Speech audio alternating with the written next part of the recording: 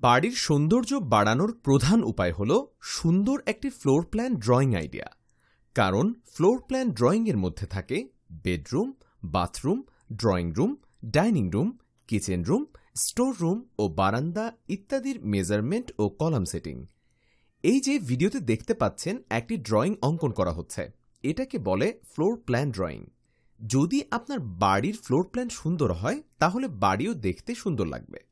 আমাদের YouTube channel visit করলে এইরকম অনেক বাড়ির ফ্লোর প্ল্যান আইডিয়া খুঁজে পাবেন।